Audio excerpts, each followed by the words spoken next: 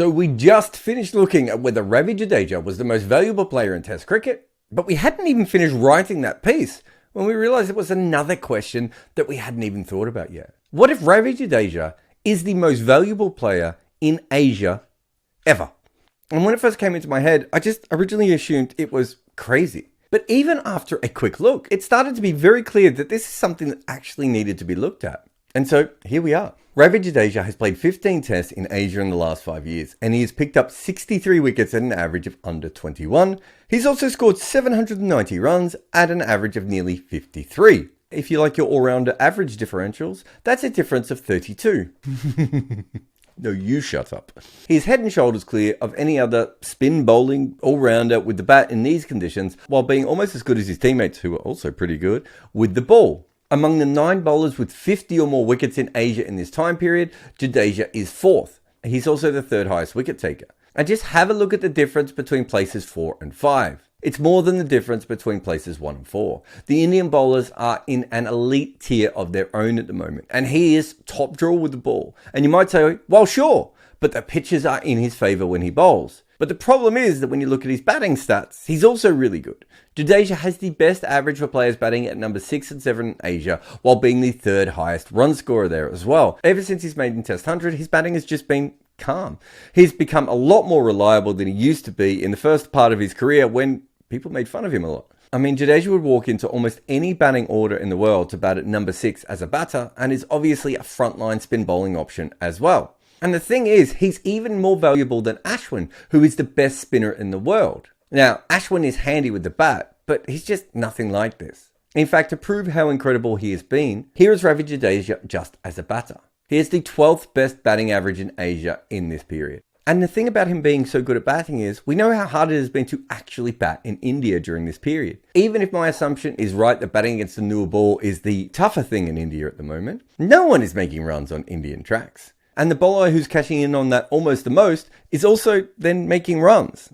It doesn't make any sense, because if the Indian wickets are this bad that his bowling numbers are so low, then doesn't that mean his batting numbers should also be deflated? Does that mean that he could have actually averaged more? There's no way to look at this and not be amazed. But when it comes to most valuable, we also have to look at availability.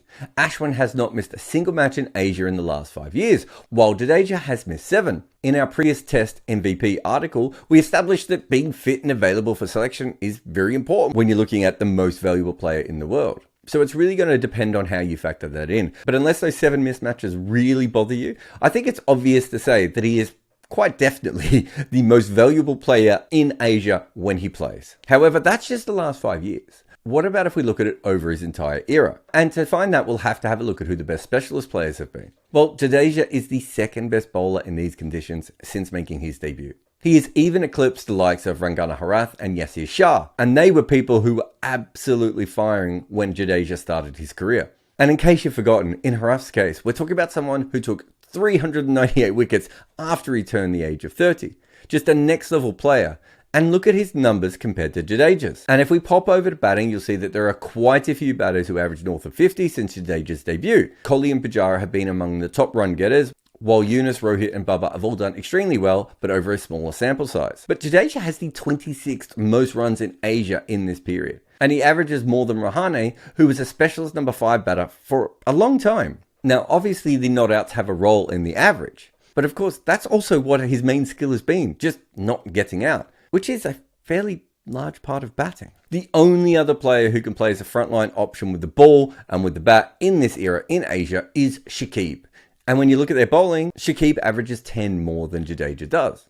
There's no doubt that Shakib has been a world-class all-rounder, playing for a much weaker team than his Indian counterpart. And there are strengths and weaknesses by playing in a weaker or stronger team. But either way, Shakib has actually played fewer games with him during this era. And as good as Shakib has been, he's just not been the same kind of bowler that Jadeja has ever been. I mean, when it comes down to it, Ravi Jadeja has the 2nd best bowling average and a very solid mark with the bat. Averaging 40 and 20 for over a decade has to make you the most valuable player of your era in Asia, right? But that wasn't the question. The question was whether Jadeja is the most valuable player of all time in Asian Test matches. So if you start with the bowlers, there are quite a few all-time greats right at the top of this list.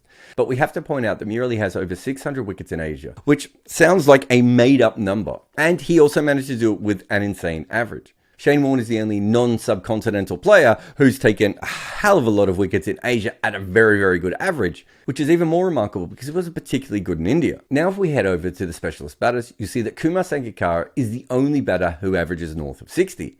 And he did it while being a wicketkeeper over 30% of the times in the tests that he played in Asia. Sachin Tendulkar is the highest run getter while averaging 56, which is not a surprise at all. Mahela Jayawardene has very similar numbers to him, by the way. Pakistan batters have historically been incredible in these conditions, and among the active players, Kohli and Pujara are in the 50-plus average club, despite a recent decline in their own home wickets. If we head over to the all-rounders, and we have a cutoff of 1,000 runs and 100 wickets, only 7 players in history have a positive all-round differential. The World Cup winning skipper Kapil Dev deserves a lot more respect because he was a fast bowling all-rounder in Asia, but specifically in India. But while there are many good players on this list, you can see that there are only 2 players with incredible batting numbers that happen to be 2 of the best 3 bowlers when it comes to bowling average ever in Asia. On raw numbers, Imran Khan's record is basically the same as Ravi Jadeja's. You can barely even see a difference here. But we do need to dig slightly deeper. Both Imran and Jadeja predominantly batted at number 6 or below in their test careers. Imran batted in the top 5 in only 3 of his 56 test matches in India, while Jadeja has been there 5 times in 56 innings. Weirdly enough, both had the same number of not outs as well. But I think the big difference here is that surely Imran Khan having an identical bowling record and nearly as much usage per game as Jadeja, which is ridiculous for a seam bowler in Asia, means that Imran Khan is certainly the more important bowler, and in this case, because their batting is so similar, it probably goes towards him. Plus, Imran Khan was also a test captain, which only adds to his overall value as a player. The only thing I would say is if we were going very, very deep with this and looking at everyone's case as carefully as we have with Ravi Jadeja's, it should be pointed out that Pakistan pitches do help the seamers at times, and certainly there was a reverse swing boost for Imran Khan. But of course, if he had that boost, Jadeja also had the fact that he was bowling at home on spin-friendly wickets in India. But there's one other thing that Shayan actually came up with for this to gauge the value of a player. How much better is player X than the second best option while drafting an all-time Asian 11? Because Imran, Jadeja, Murali, Sangakkara and Tendulkar would surely be among the first few picks while drafting an all-time 11 to play in Asia. But how much better are each of these players in terms of output than their alternatives? Because Imran Khan was probably better with bat and ball than Kapil Dev, whereas Ravi Jadeja and Shakib Al Hasan are much more similar. And when you start to look at things this way, and so if you look at Murali, you would say that he was a lot better than Harath Kumble-Warne. We couldn't even actually decide on who that player should be. And if you have a look at Sangakkara, the only person we could find that had a record that was even worth comparing to him would be Andy Flower, who was incredible in Asia, but obviously didn't play a lot of tests there. And for Tendulkar, it's very hard to match anyone with Tendulkar just because of the amount of runs that he had, but we had Kohli or Pujara here. So when you look at all of those players, you do see that the gap between Jadeja and the next best version of him is not as far off as it is with some of those other guys. And actually, just while we're here, it is worth actually having a look at some of the greatest players in Asian conditions who were not actually from the subcontinent. Because they didn't play at home in Asia, they don't have as many numbers, but there are some players with just ridiculous records. We just mentioned Andy Flower, but Courtney Walsh and Alistair Cook should also be mentioned as just absolute superstars in Asia. But back to the 5 guys we were mentioning from before. Tendulkar, Sangakkara and Murali pip Imran and Jadeja in terms of test play. However, it is worth remembering that Imran played for 21 years. He just didn't play that many tests in Asia.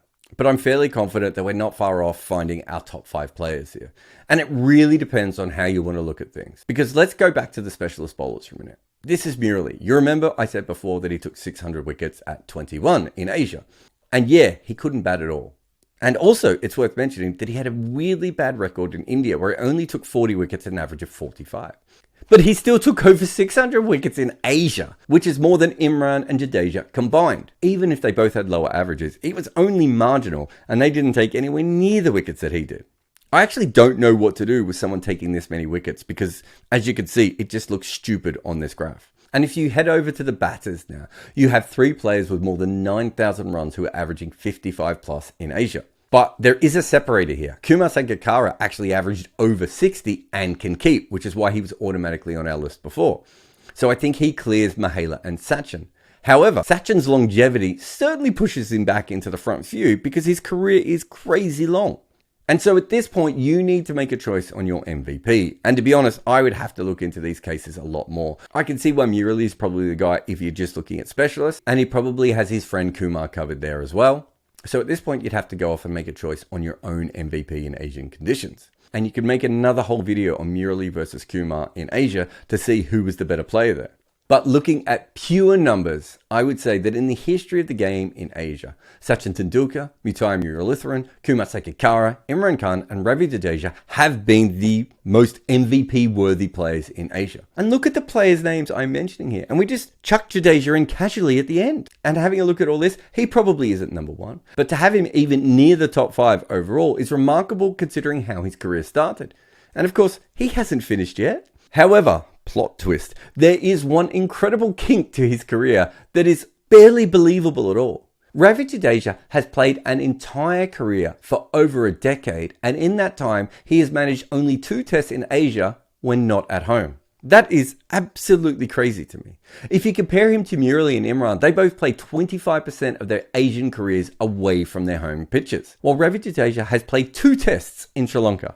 That's it, outside of India. So with that information, it's actually quite hard to push him into the top 5 of all time. And so I suppose that means that someone like Mahela Jayawardene, R. Ashwin, or Waqar Younis come into that top 5.